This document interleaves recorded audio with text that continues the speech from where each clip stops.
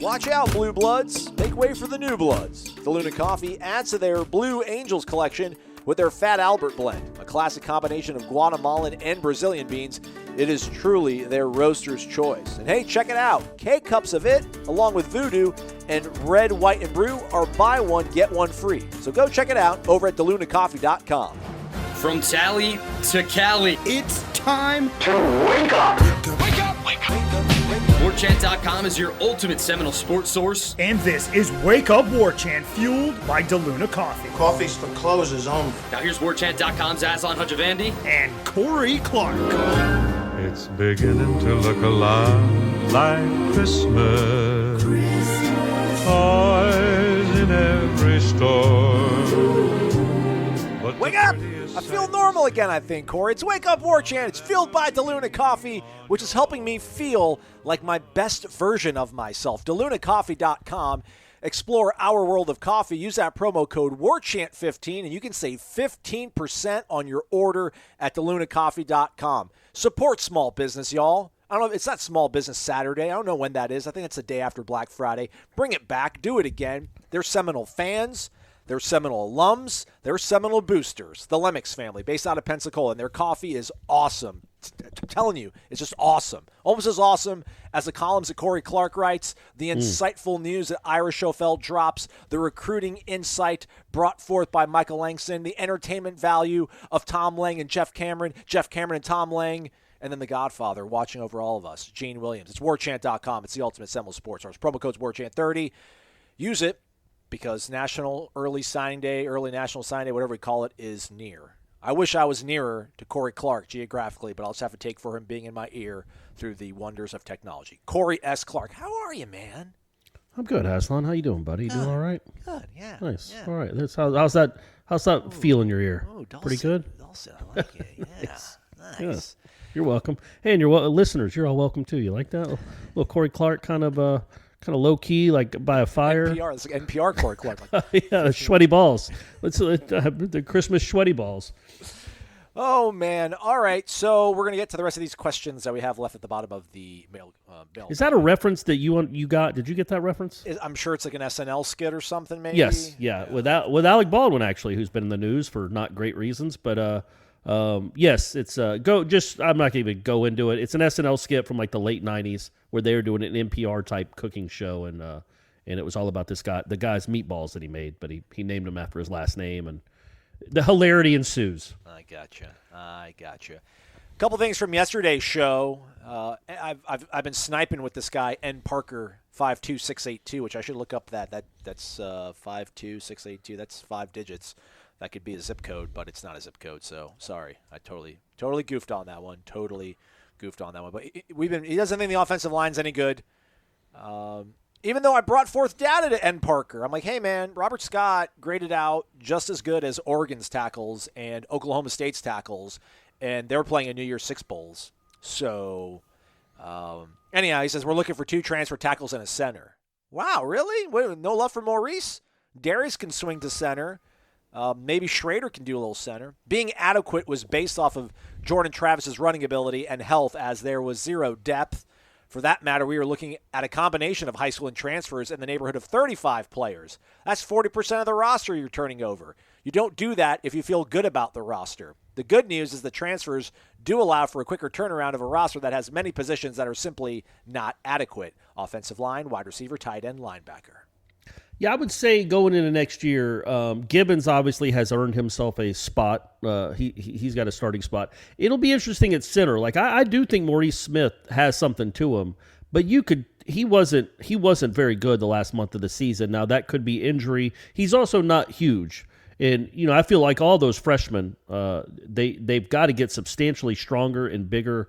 I think when you're thrown into being a college offensive lineman like that starts as a freshman, that can sometimes curb your development because, it's hard, man. You're 18 going up against 22-year-olds, and they're beating the crap out of you. And it can be hard on your body. It can be hard to get stronger. You can lose confidence. There's all these things that hopefully won't be the case. And these guys, these learning, the learning curve, the bumps that they've gotten will only make them, they'll become calloused, and then they'll become really good in a couple of years. But you never know how that's going to turn out. I would say this, though. I don't know that you're in the portal for a center. I think they like Maurice Smith, but even if they do get 2 tackles, then I feel like they're moving Darius Washington to center. So I don't think you're going to be. I mean, if the kid from Iowa wants to come, absolutely, you're going to make room. Sorry, guys, but other than that, I think that I think that they're looking at definitely 2 or 3 linemen, and I don't even know if it's like we got to get 2 tackles, you got to get 2 guards, go get two or 3 really good guys that can help immediately. Yeah, and again, I thought I said it yesterday. I'm not saying stand pat. By all means, every position bring in better players. That's whether you're Florida State or Alabama. I just happen to think that when we're looking and doing an autopsy on this offense this past season, I don't really – listen, the offensive line obviously bears the brunt of some of the foibles and the shortfalls of the offense. But, again, they're not nearly as hopeless as everyone kind of thinks they are. Obviously, they can get better.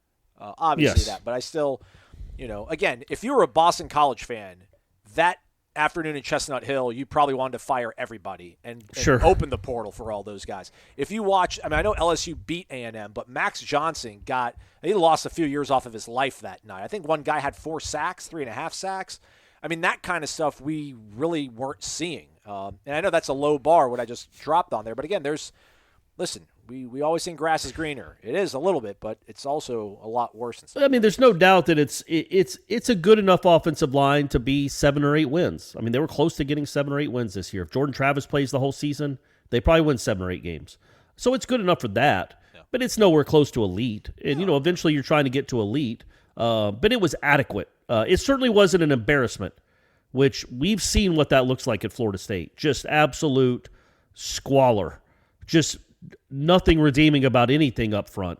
It wasn't that. They had some moments. They had some, 5 out of 6 games they rushed for over 200 yards. One of those was with not Jordan Travis. They had some moments. They would give them time to throw occasionally. But, yeah, Clemson beat them up. Florida beat them up, especially in pass downs. But again, Clemson does that to a lot of teams. But, they got to get better. There's no doubt about that. I was thinking about that, Aslan, before we get to do we have any more questions? Well, Mucknell, who is notorious for just, once a month just trying to hurt my feelings with the way he replies to our show, comes at you, Corey. Oh, no. Good Lord, Corkle. Can't even do a good internet search. Come on, man. I reside in Charlotte. Here is the rest of the story regarding the UNC Charlotte's 49er mascot.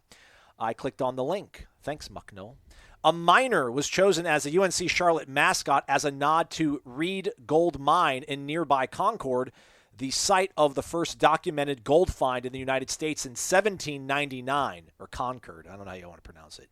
He was named Norm through popular student vote shortly after he was made mascot. Norm is rarely seen without his trusty pickaxe and never takes his slouch hat off. Thanks, Mucknell. I don't know what's going on with the show. I feel like we've dedicated way too much time to the UNC Charlotte 49ers. I don't know if they have a Wake Up Charlotte, Wake Up 49ers podcast, but I doubt they're talking about Florida State's origins on that show. I think we've done enough. I think we've given the fans enough of history and backstory of that school. Okay. I thought that was pretty informational. It was thorough what you went with. We didn't even talk about the mask. I was just thinking about why they're named that. We didn't go with the whole entire. Right. It's good to know there's a mine in Charlotte, though. Yeah, Concord. Let's go back 1799. Maybe it's churning back through the black sands, the black soil. All right. Did you want to add something else, Corey, before we get? Yeah, I was going to say. So I saw this on a post on the message boards, and we talked about it last year. But somebody asked if transfer portal counted in recruiting rankings, and they don't. I do think that that's something that has to change immediately. And then I started thinking, okay, if you went back to this last class that they just signed in the transfer portal, so you signed 1 5-star, and would you say 3 4-stars with Kier Gibbons and Jamie Robinson? That's fair. Yeah. I think you got a 5-star in Jermaine and then 3 4-stars out of 9, right? Or 10. McKenzie, I don't know what you'd give McKenzie. And obviously this is hindsight. So he's a 2-star.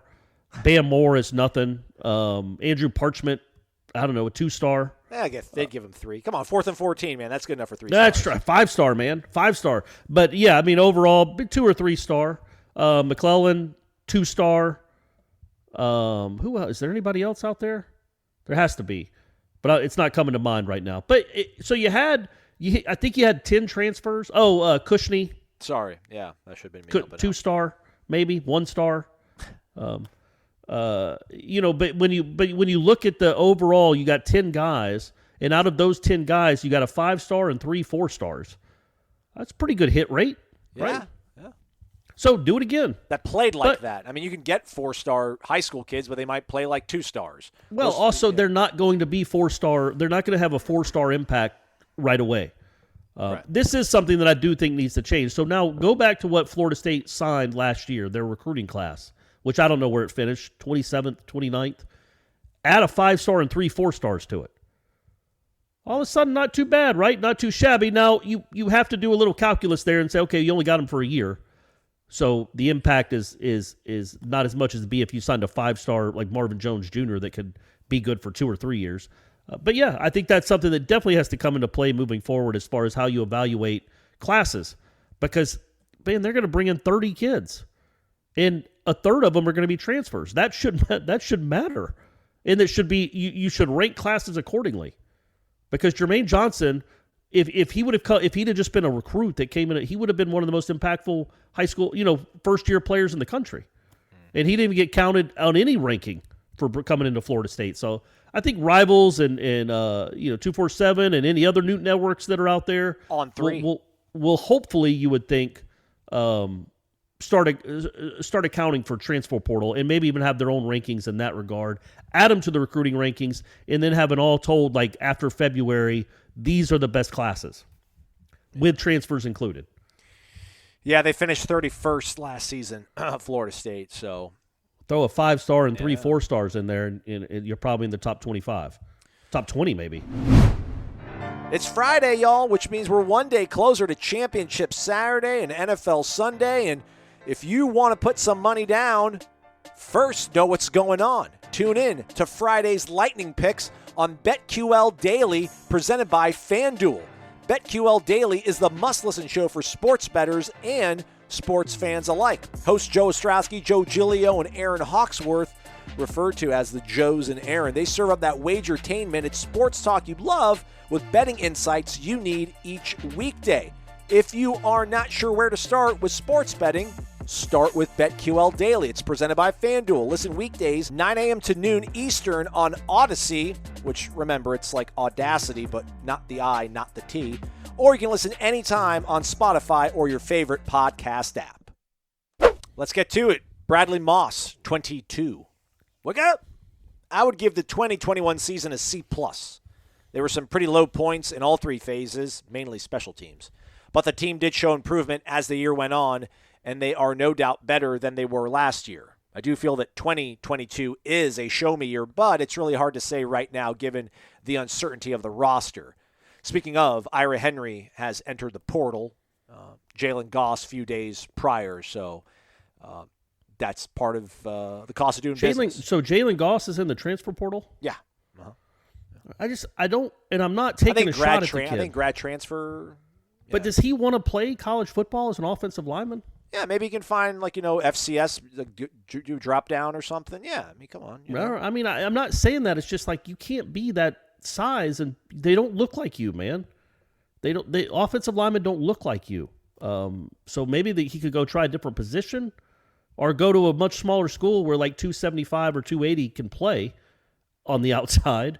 But, it's odd that, like, I'm sure, I hope he gets a good chance. I hope he gets to play and has a nice season. It's just, when you look like that as an offensive lineman, and by the way, he's in incredible shape, but he's not in the shape of like an offensive. There aren't guys at big schools that look like that. It didn't seem like he really wanted to take part in big time college football. Well, hey man, he's got one more year. If somebody wants to let him get free grad school, go for it. Absolutely, man. I hope he has a good year somewhere. Piggybacking on the quarterback conversation, it's so hard to have a quality backup these days. All kids want to be the starter, and if they don't feel like they have a shot to win the job, then why would they want to come here? And if they lose the job, why would they stay? If I recall, the quarterback who transferred from Baylor went to Utah, was a starter until he got benched a few weeks into the season, then he just bounced. Charlie Brewer. I like that kid. I liked him, at least before he quit Utah after 3 games. The best situation seems that there has to be at least a 2 or 3 year gap between guys so that they can take over once the upperclassman leaves. Example, Bryce Young for Mac Jones, DJ Uiagalelei for Trevor Lawrence, Caleb Williams for Spencer Rattler. Although, I don't know, they're about 2 year difference, right? Because Rattler he's draft eligible. Yeah. It seems like we have to roll with the current quarterbacks we have and A.J. Duffy as an early enrollee. I wouldn't take a portal quarterback unless they know someone like Rodemaker plans to transfer. Thoughts? Hoping for some good recruiting news in the next few weeks. If we close strong, we might just get another champagne shower from Corey. Thanks, fellas, and as always, go Noles. Yeah, man, they close strong on signing day. Who knows what I'll be dumping on my head. When are you going to bring champagne back out? Like national title or winning ACC championship to get into the playoff? Or that's never a good one. Yeah, I think the bar has to be a little higher than just maybe I just do it for every time they get their first win. They just beat the Duquesne Dukes. Let's get crazy, folks, and just dump it all over me and spray iron. And this time I'll wait till the camera's on, till I pop it. Yes, please. We'll figure that out. I think I probably have to save it for a special occasion. I would assume if they beat LSU in New Orleans, oh boy, I'm going to be dumping something on my head. Yes. Outside the Superdome. No, I mean, obviously, this is one of many questions that we've kind of kicked around this week, but you got to take some. I mean, I can't imagine why you would say no. I mean, if you wouldn't say no to anyone, right? I don't think anyone that has a heartbeat, that has shown they can play in college football, I don't think you say no to. But then again, who's coming to you wanting to play for you? Now, I know we can go on the boards, and if you go on the boards and you read links and stuff, there's a couple pretty highly touted quarterbacks, including one from Ohio State, that there might be mutual interest there. Jack Miller. What a name that is, by the way. Strong. Look, if he wants to come to Florida State, you say, yeah, man, absolutely. Come on, let's see what you got. Let's see if you can beat out Jordan, but come on. There's a spot for you if you're good enough.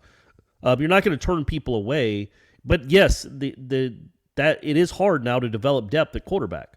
It just is. It's Alabama and Clemson. Look at the two ones that were mentioned. Just the two best programs of the last decade. Who else is waiting around? Like those are like there's maybe 5 programs where you wait around and wait your turn. They don't do it at Ohio State. Burrow left. This kid left. So it's just more common than it isn't. They all want to go play. So that's why you kind of throw some bodies at the problem. You recruit, you make sure you have 3 or 4 on roster, make sure one can play, and then know that there are going to be Chubba Purdy's out there that bounce in the middle of a season because they don't see themselves playing more and more. They don't see themselves getting a chance to play. So, but you got to have depth. You got to have something, in my opinion. You just have to have something more than Duffy and Rodemaker as a backup to Jordan Travis next year. You've got to have something a little more proven than that, in my opinion. Absolutely. But how do you get it? It's easier said than done. Amstaff Knoll, gents, our special teams is clearly, special. In 2012, we had 3 total touchdowns via punt and kick return. Any guess as to how many we have had since? Well, Kermit had the one, right? Yeah. I'll save you the trouble, he says. In the 9 seasons since, we've had 3. 3! Kermit, Bobo in 16, which I don't even remember. When did Bobo I'm sure it was probably an FCS school that he did it against. And then DJ Matthews against Miami in 18. Oh, there you go. That's right. Yeah. I'm actually interested in Bobo. I bet that was an FCS school. So, since the Kermit game, they've had 1, essentially. Yeah. My question is, how agile and fast is Aslan? He's got a slim build, decent height, might be a problem for the Dukes to start the year, or are we better off with Corey and his world-famous straight-line 40 time? I feel like what's your fast twitch? You're pretty twitchy, I think. I don't have the speed you have though, but I'm slippery. I can get away from that first wave, but they'll probably catch me after 15, 20 yards. They won't. Not like me. If you give me a step, that's a wrap. Gone. Yeah. I do remember, and I'm not fast. This isn't a brag, but back maybe, it's 15 years ago at this point. My face looked the same, and my hair actually looked worse because I had hair, but I was balding. But I was like 32, and we were in a flag football league. And I was quarterback sometimes, which is crazy. That tells you the athletes we were playing with, that I was the quarterback. But then we had a really good athlete that actually a friend that's a good athlete that was quarterback, and I was the receiver. And there was one game where I caught like 2 or 3 deep passes in one game, a couple of them for touchdowns. And my buddy, who's the quarterback, after one of the touchdowns that I caught, the guy that was rushing the quarterback, my friend, who was trying to pull the flag before he threw the ball, he's like, man, how are we giving up touchdowns to guys who look like that? Oh, but it was funny because that's who I am, Aslan. I'm not gonna impress you with my stature, my posture, my face, my body necessarily. But I could be sneaky fast. I'm sneaky athletic. But those days are gone. I'm 46. I don't think I could break 5 seconds in the 40 now. I hope I could break 6. Flex your brain for us. You did some research the other night about punts, right? The amount of punt about return special yards. teams. Yeah, and I think I'm going to write a story on it. Maybe it'll be on the site when you're listening to this, but it'll be up there at some point. So yeah, I did. It was a lot of research. It was probably too much digging, but I went back and looked at all the punts that Florida State tried to field this year. They had, and this was easy. The easy part was they had 72 yards. They had 72 punt return yards all season. 35 of those came in on one play against Jacksonville State by Keyshawn. Other than that, of the other 61 punts they fielded, they managed 35 total yards of returns, which is insanity. A lot of fair catches, but more than anything, they gave up 151 yards in rolls, in bounces. I did the math. I went back and looked. I went through the play-by-play of each box score, and any time it said 52-yard punt to the – because usually it'll say 41-yard punt, fair catch by Travis J. 49-yard punt, fair catch by Ontario Wilson. If it ever said 47-yard punt to the FSU 5, I was like, okay, well, nobody caught that one. So I would note the time, and I would go on YouTube and find that clip. Oh my and then God. I would look where the ball bounced, and I would look guy. where it rolled. And it was 152 yards of rolls they gave up by not going and catching the ball. And a couple of them, I forgot there was one in Louisville that rolled from the 23 to the 2. Obviously the Clemson one we all remember, a couple of those. It's just like that's 150 yards is a lot. I know, but that's like 13 yards a game. I mean, is that the end of the world? Well, no, but it's some of those there. It's probably there were only like 6 games where it really impacted. But when you're talking about starting to drive at the 4 as opposed to the 21, I mean, and that happened multiple times. It changes it just changes everything. And not only that, what if you have a returner that actually wants to go catch it and run? So instead of getting it at the 21, you get it at your own 33 as opposed to the 4. Like some of those are imminently catchable, and they just let them drop for returnable. I mean, and they're all catchable, but they ended up letting them drop and roll. So, but like how crazy is that you gave up twice as many roll yards as you had in return yards? Like you gave up 151 bounce yards and had 72 return yards in a full season with, not terrible athletes to choose from. So anyway, it's not like the coaches don't know this. But now there's a number on it. There's an effect. You can see like how many times Florida State, they gave up 28 punts of over 50 yards. How many of them actually traveled over 50 yards? Probably 10 of them. The other ones rolled that way. But anyway, that's my point is that, that's, if you could just be average at returning punts, just go catch everything and cut off the rolls. Think about starting to drive at the 24 instead of the 9 and how much difference that can make. So you're not asking for Greg Reed or Willie Reed? Actually, yes. Or, for heaven's sake. We would, but if we just had, I don't know, Rashad back there just catching them somewhat sure-handedly. You know who's a good example is Kenny Shaw, because Rashad had a few drops. Kenny Shaw that year in 13, I don't know if he had a return longer than 15 yards. It didn't matter. He caught everything. Sure-handed. I don't even think he bobbled one. And they were punting a lot that year in 13. They were forcing a lot of punts. So, just somebody like that, man, would be good. But you don't have to just give up and say, we just need somebody that will catch it. You can actually make it a weapon. But I was texting Ira about it. What's crazy to me is like so little, they very rarely ever rush the punter. And Mastromano sometimes will hit those 12-yard or those 30-yard like stingers, like Tiger Wood line drives down the middle of the fairway. A lot of that would be because he felt a rush. Yeah. And he had to kick it. But when you give these punters in this conference, it's the best punters in the world apparently come to the ACC. When you give these guys time where they know they don't have to rush a kick and they can roll out a little bit and take their time and let their coverage get down there further and further, like they take an extra second and a half, which is another 15 yards closer that those gunners are. Man, it's hard. It is hard to return those things. And you're gonna have people around them when you catch it. So I wish occasionally. Like I was telling Ira, I don't remember them even coming close to a punt after the Notre Dame game where they should have been called for roughing, but they called running into the punter. After that game, I don't remember them coming close to blocking a punt. I'm sure there was one that I'm not thinking of. But more often than not, and especially when I was watching all these punts last night, they just sit back and don't rush at all. They might sneak one guy in there or try to. And so the punter has all the time in the world. And I think that's something that almost needs to change as much as maybe who the returners are. Everybody's trying to cash in on the next best cryptocurrency, but if you want a guaranteed way to double your money, all you need to do is use the promo code WARCHANT at MyBookie. It's simple. Sign up at MyBookie with promo code WARCHANT, and your first deposit is immediately doubled all the way up to $1,000. How's that for a quick turnaround on your investment, everybody, right? We like that. With the NFL playoff race heating up, college bowl season just around the corner, shoot, it is championship Saturday this week, ladies and gentlemen. Double your firepower at MyBookie to get action in on the most important games of the season. You can build your own props, create multi-game parlays, and take part in a host of MyBookie cash prize contests.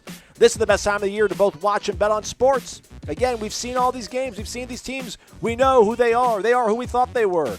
Don't miss out. Double your first deposit. Use that promo code WARCHANT. Keep your eyes peeled for more exclusive holiday promotions at mybookie.ag. Bet anything, anytime, anywhere with MyBookie. Real quick, Corey. Georgia 6.5. Yeah, man, I don't know. I mean, I want to take Georgia. I think they can win by multiple scores, but man, Alabama getting 6.5 points. When's that happen? Does that happen in a decade? 15 years was the last time that happened, probably. Maybe against Florida in one of the early SEC championship games. Yeah, I wouldn't touch it. Drill Sergeant Porter, wake up. Been a while since I posted on here. You're right. I forgot about you almost, DSP. Crestview? Where'd you end up settling at? Let us know. I forgot. Hope it's going great. You live by the water now. Must be amazing. I think you relocated from Ohio? Midwest? Anywho, hope all is well, he says. Likewise. A big concern of mine, other than our offense being unable to move the ball consistently against anyone, which sidebar, no, it's just going to go too long. Does anybody, you can, people punt, people go 2 drives and they don't get first downs, everybody. It happens.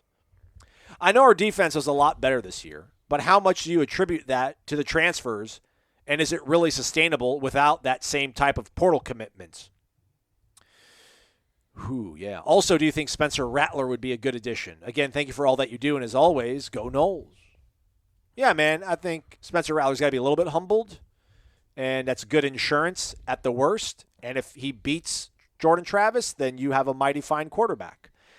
And, yeah, you do need those sort of bell cows, dogs, if you will, up front. However, though, Corey, we like Amarian Cooper, Kevin Knowles. Some of us like Jarvis Brownlee more than others. So is it possible that maybe the back end could be a little bit better, and if they don't have that same sort of ferocious 1-2 punch coming off the edge, they still might be okay as long as it's still fairly disruptive? I mean, okay. I don't see them taking another unless they hit the portal like they did this past year and get some real help up front. I don't see them taking another step up. You know what I mean? Right. Like they're not going to go from whatever they were 37th in defensive efficiency to 9th if they don't get some beasts up front. They can still be adequate, which is what they were this year. I mean, they weren't great. Every game they gave up, close to 30 points, but they were certainly adequate. I would say even at the end you'd say decent. I might even throw decent in there. Ooh, yeah. What a superlative. But yeah, if they don't, a lot of it had to do with 11-4, but not all of it now. Like Lovett was better. I thought Jarrett Jackson had moments. Malcolm Ray McClendon. These were guys that you hope are coming back, that had moments, showed that they were good players, especially Lovett. But those other guys, the younger guys, had moments. And then you look at somebody like Deloach, and even Lundy to an extent, Gaynor to an extent. Those guys got better as the season went on, and so did the secondary. You know, you have some mismatches sometimes in the secondary. But overall, I thought I don't think it's sustainable to keep going, climbing if you don't get great defensive linemen. You can't be a great defense if you're not great up front. You can't even be a good defense if you're not great up front, really.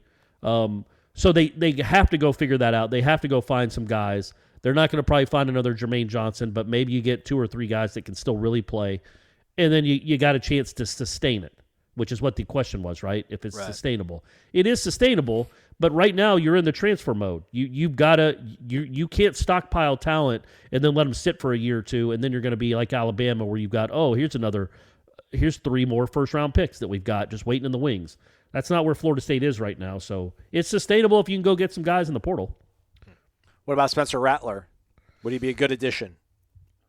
Yeah, I mean, you certainly, I don't think you turn him away. You got to do some due diligence on stuff like that. Like that was, you can't ask, like, especially if you're recruiting his teammates, which you apparently are. Some guys, the whole Oklahoma team is in the portal, apparently, or thinking about getting there. So, especially they haven't named a coach yet. Venables, what are you waiting on? Seriously, come on. Baby. What are you waiting to? You're not in the ACC championship game. Did Dabo tell you that? It's Wake and Pitt, buddy. I don't know if you're game planning for Pickett again, but you're not in the game. So what are you waiting on? I would think you would talk, especially if you're in communication with those other Oklahoma transfers. That's where you figure out if you want Spencer Rattler, because I think they would tell you the truth.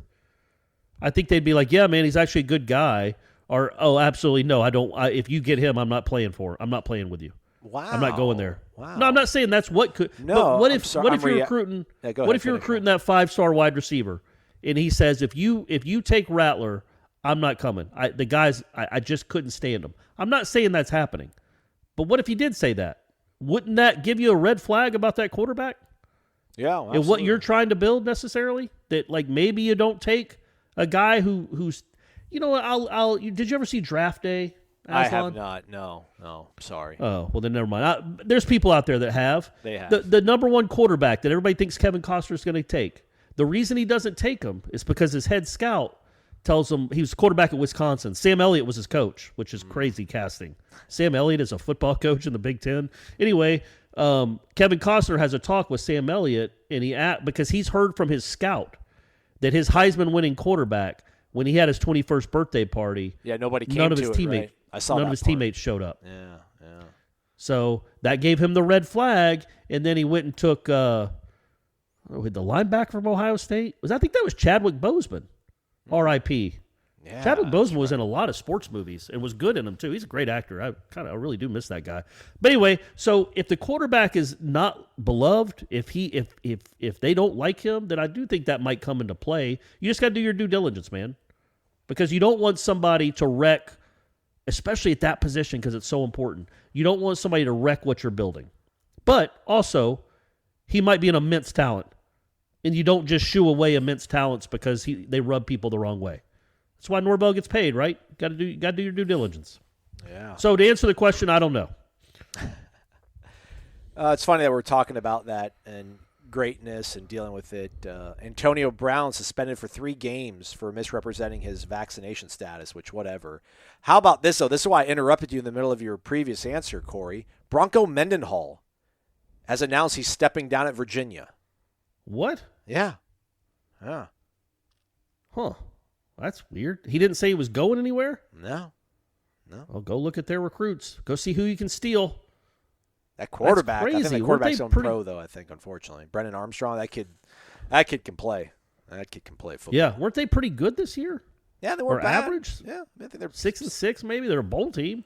Yeah. That's odd, man. That's wow. Also, did you see who else was suspended for 3 games within the Bucs organization? Mike Evans. For doing the same thing Antonio Brown did? Mike Evans.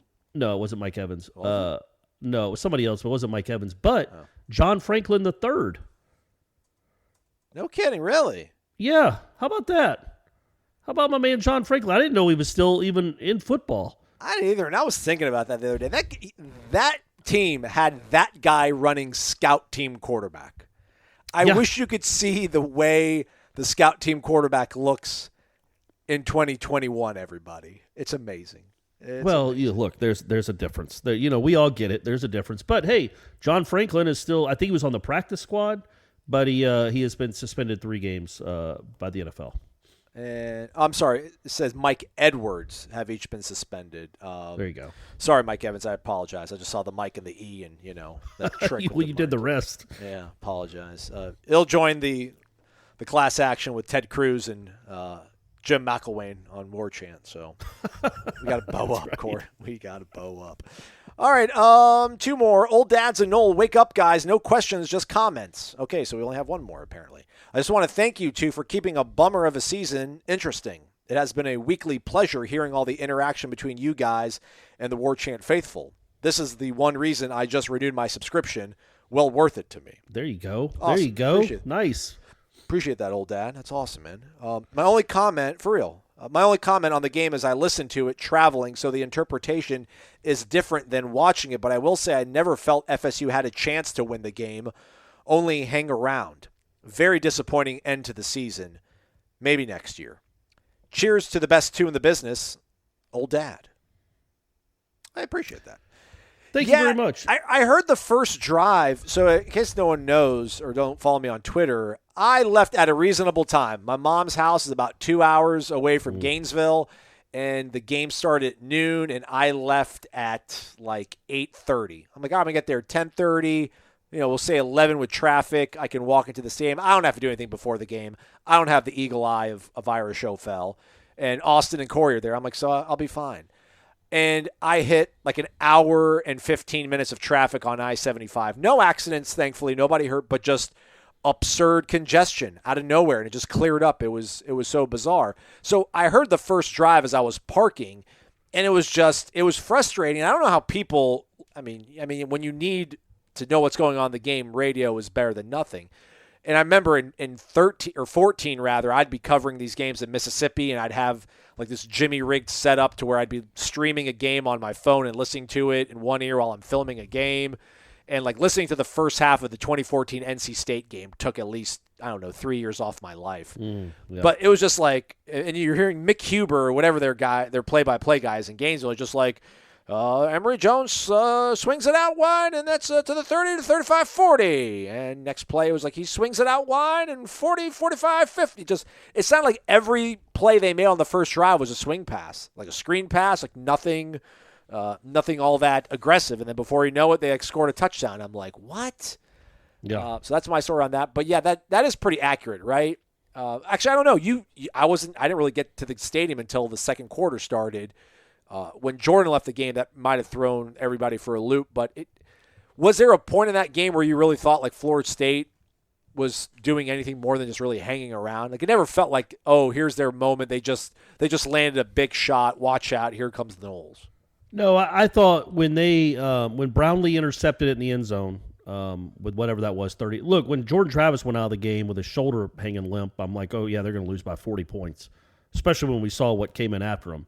But once he came back, he led a touchdown drive, and then Florida went down the field, picking up third down after third down, but then Brownlee undercut that route and intercepted it in the end zone. And then you actually moved into field goal range right before half, and you're like, man, maybe they can sneak away a field goal here, and it's 10-7, Good point. And you're getting the ball to start the second half. So at that point, yeah, I did think they were going to win the game. When I thought they weren't going to win the game was that first drive of the second half.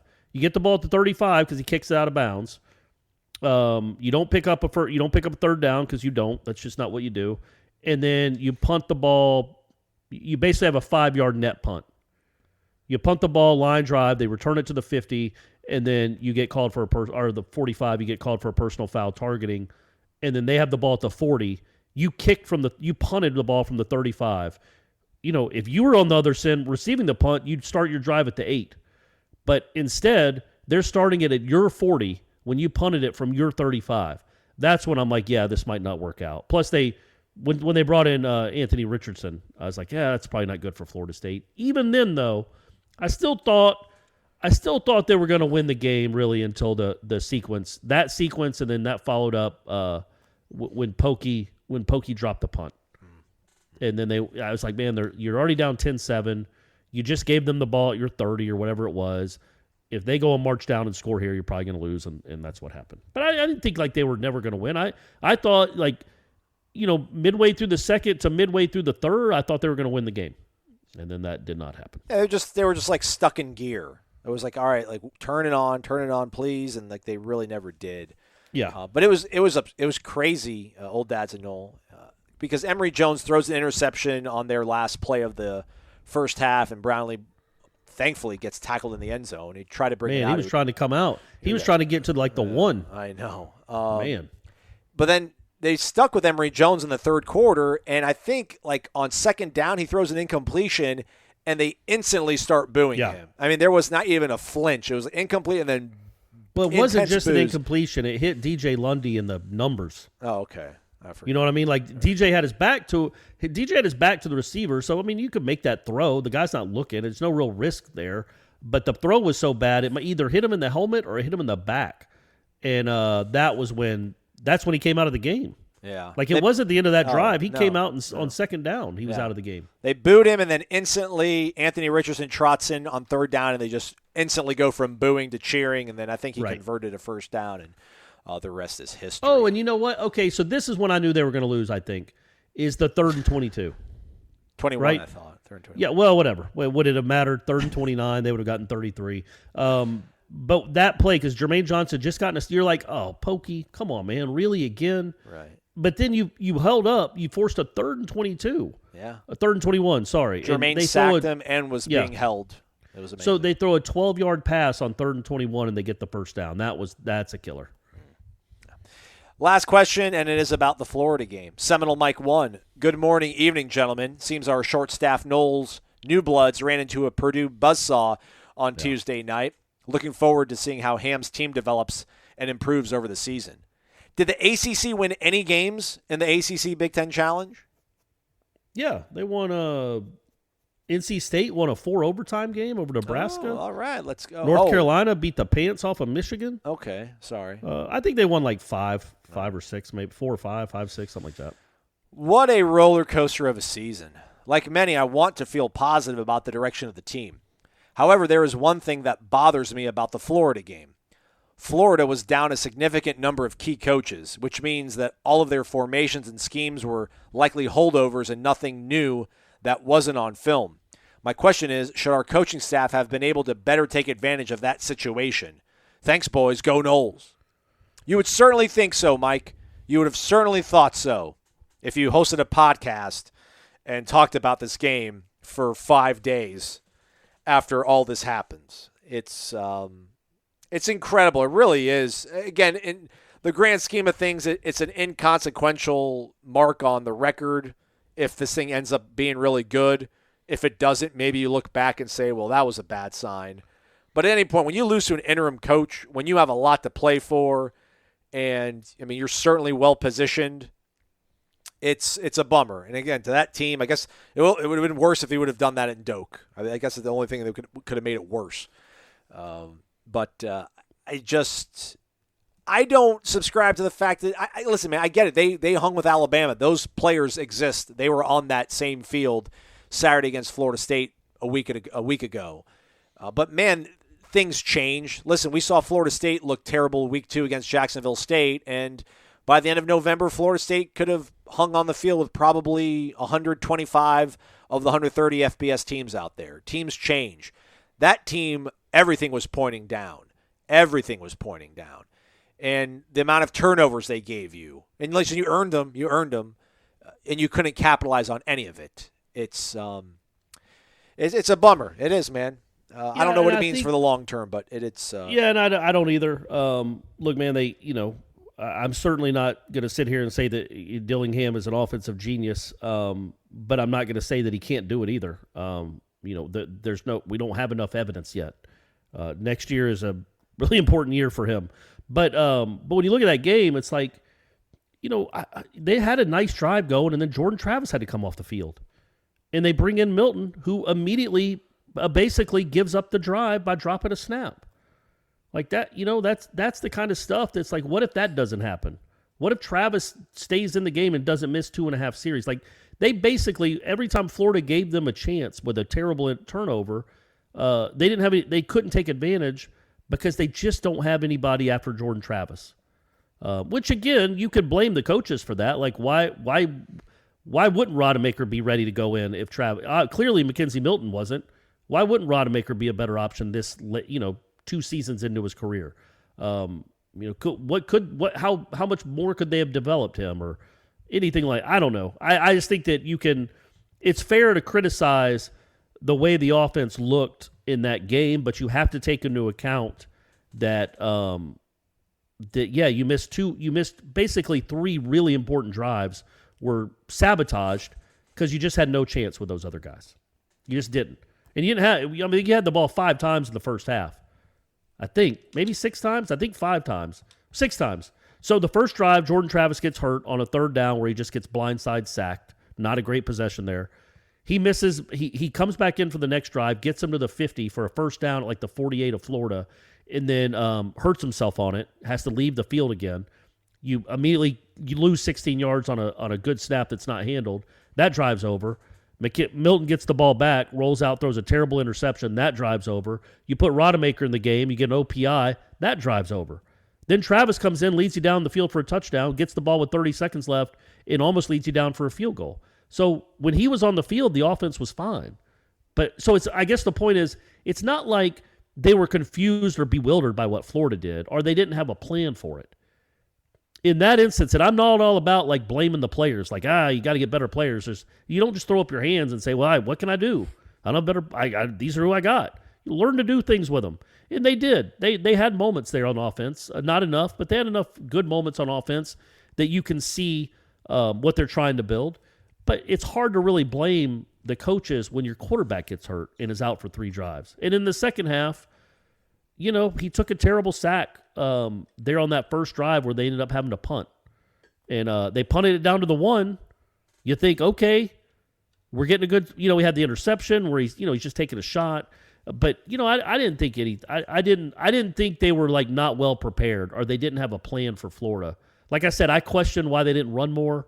I think they gave up on that too quick. I don't understand why you would go so empty so much when you can't block it up well.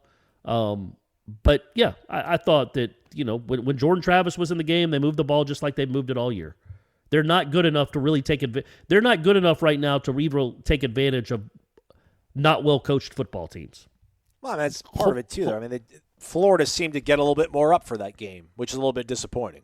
I don't know. I don't know that that's true, right? I thought Florida State was in on it. I thought they were into it, right? And it wasn't like Florida did I don't know that they did something. They had these great coaching moments where they just out-coached Florida State. That's the thing. It's the guys on the field, man. You got to motivate those guys. You got to make them exert and strain. Well, Florida State didn't play soft in that game. Florida played harder. I just think so. We can disagree. Yeah. I don't know. Go ahead. Maybe everything's fine. We're going to win 10 games next year. We're all good. I don't think you'd look at Florida State any game they played this year and be like, man, they just didn't play as hard as the other team. I think they always played as hard as the other team. Sometimes they just don't play smart or play well, and they don't catch punts. You know what Florida did? They caught all their punts. Week 13. God love them. Figure these things out. Busy weekend, everybody. Busy weekend. The women's volleyball team, they're in the second round of the NCAA tournament. They take on Kansas State later on Friday, 5:30 p.m. Shout out to them. The women's soccer team, 7 p.m., taking on Rutgers in the College Cup. They win that game. Come get some, Rutgers. Come and get some. You already knocked off one Big Ten powerhouse last weekend. Now you got the heart of the Big Ten. That's right. The preeminent school of the Big Ten, Rutgers, to chance for the championship, to get to the championship game.